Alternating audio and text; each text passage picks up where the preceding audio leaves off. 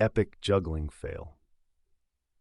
So last weekend my family had a little backyard barbecue, which is usually just an excuse for my uncle to burn burgers and for my cousin Kyle to tell us about his latest extreme hobby.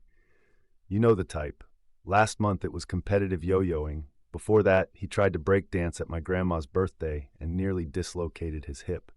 But this time, he showed up wearing sunglasses at 6 p.m., carrying a duffel bag, and announced, "Prepare to be amazed by my death-defying juggling act." Naturally, we all groaned and braced ourselves for whatever talent he'd cooked up. He started hyping it up, talking about how he'd mastered juggling flaming torches. For some reason, my Aunt Linda looked worried and whispered that she'd already hidden the lighter fluid, but Kyle just grinned and told us to form a circle. He made a big show of carefully pulling 3 objects out of the bag, only they weren't torches.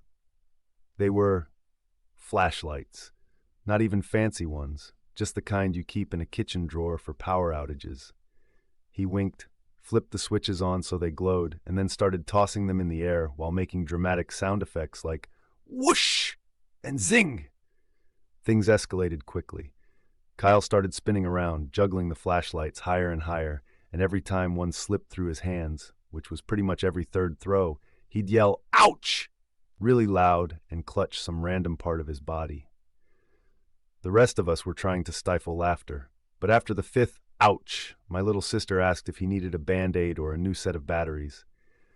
My uncle tried to join in by tossing him a 4th flashlight, but it just bounced off Kyle's head and rolled under the grill. Finally, after a particularly wild toss that landed a flashlight in my neighbor's birdbath, Kyle took a bow and announced, "And that, ladies and gentlemen, is my signature move, the blindingly painful juggling act."